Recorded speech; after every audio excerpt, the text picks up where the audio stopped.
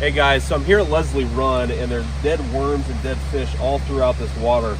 So, something I just discovered is that if you scrape the creek bed, it's like chemical is coming out of the ground. Can you come here and let me just show this to people. I don't know if you're going to see this in the camera, but watch this.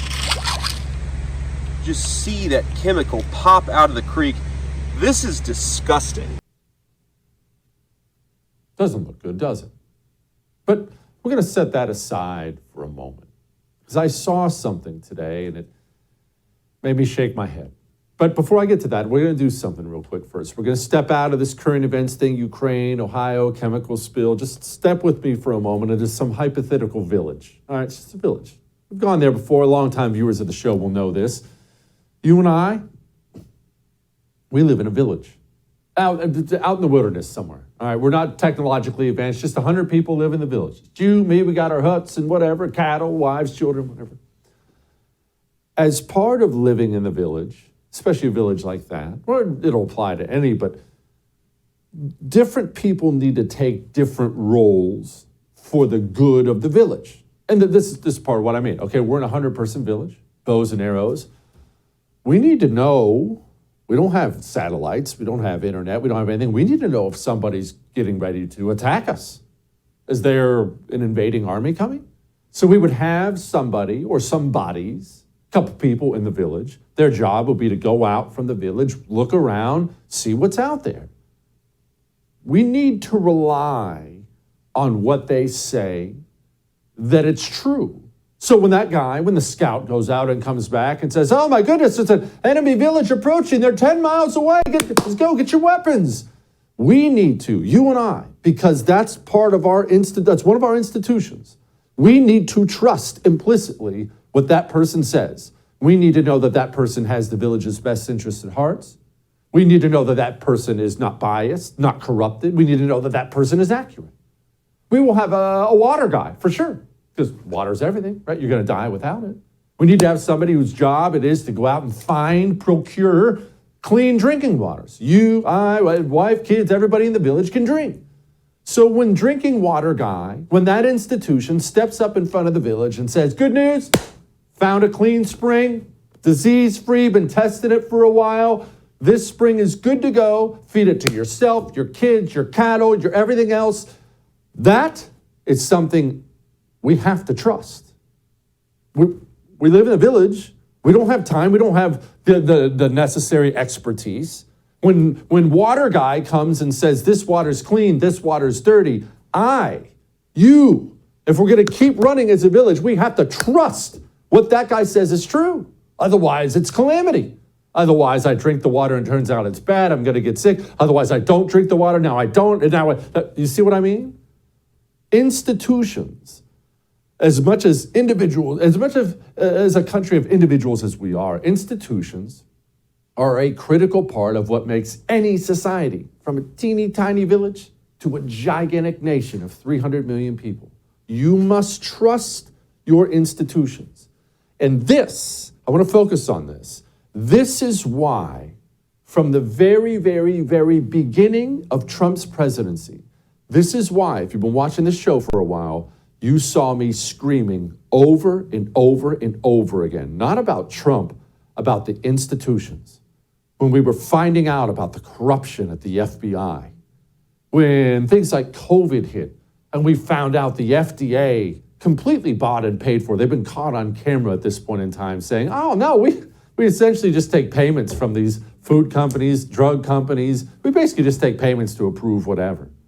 The Center for Disease Control, not only pushing things that don't work like masks or gene therapy, now the Center for Disease Control now getting involved in racism and equity.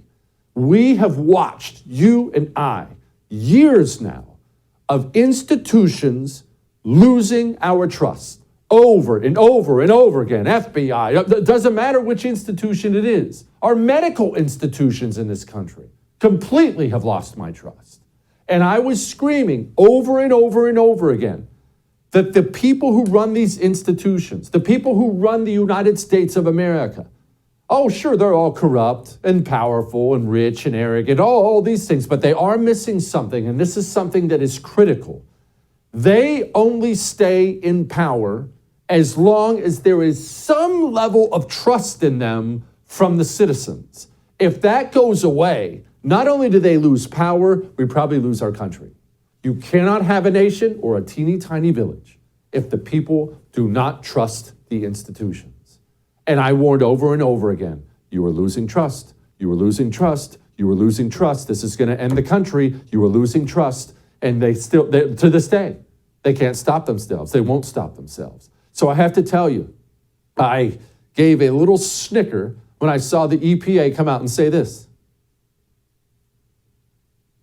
As a father, I trust the science. I trust the methodology that this state is using. If the EPA said that your water said that my air quality was safe, and the state said that the water has been tested and the water quality is safe, then I would trust those readings. I am asking that they trust the government, and that's hard. We know that there is a lack of trust, which is why the state and the federal government have pledged to be very transparent. But see, that's not how trust works. And that's the problem. That's not how trust works. You don't get to demand it back. To be honest with you, you don't even really get to ask for it back. If you and I go into a business deal together, we both put in 10 grand, but I take your 10 grand and I embezzle it instead of investing it in our business, I don't get to come say to you, hey man, just trust me again. I don't even get to ask you, hey man, will you trust me again? No, I'm probably never going to get it back, but if anything, I have to earn it back. I can't demand it.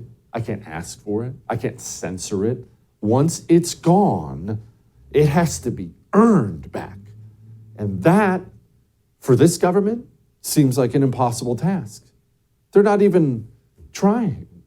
We're watching chemicals. We don't, let me tell you, I hung out this weekend with one of my buddies because I don't hang out with political people. He works with chemicals, I'll put it that way. Horrible, harsh chemicals. That's what he does for a living, creating tanks and things like that to transport them and store them. It's his specialty, is chemicals and all these nerdy things. And I was talking to him this weekend about what was spilled in Ohio. And I said, what is all this stuff, right? Because you hear all these expert opinions, it's bad, it's really bad. And he said, well, it'll consume you. And I said, what do you mean it'll consume you? He said, the stuff that's in the air, the stuff that's in the water in Ohio, I work with it all the time. And depending on how much you get in your system, it will literally eat your body. Okay, we have a massive chemical spill in Ohio. People are breaking out in rashes. They see things in the water. The animals are dying and acting funny. And instead, the Secretary of Transportation is acting like it's just no biggie.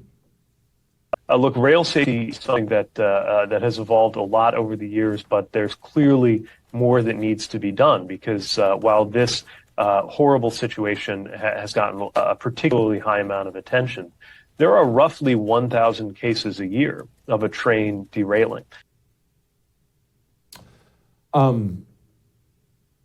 What? All this happens all the time? That's what we get from the Secretary of Transportation? I just want to make sure. I did hear that right? Oh, well, look, there's a bunch of them every year. Hey, why is everyone paying attention to this one? No, you see, that's not going to earn my trust back. You, America's institutions, from media to government to medical to EPA to all of them, you don't get to lie to the American people over and over and over and over and over and over and over again over the years.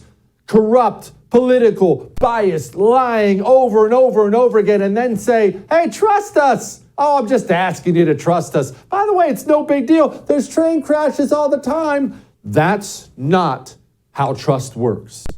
That's not how trust works. The truth is, we are back in our village. And you don't trust the scouts who tell you the enemy's coming. You think they're lying because they've been lying to you over and over again.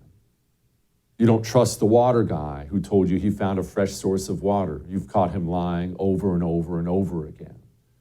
And neither the scouts or the water guy get to come tap you on the shoulder. Hey, just trust me. That's not how trust works.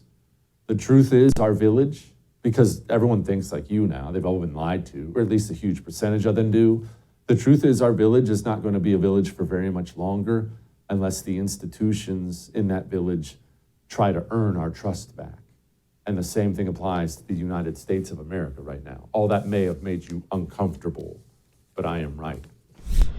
Support the First TV today and get instant access to exclusive specials like Who is Ron DeSantis, the history of FBI scandals, and America's worst presidents. Visit thefirsttv.com/support or download the First TV app to become a supporter and start watching today.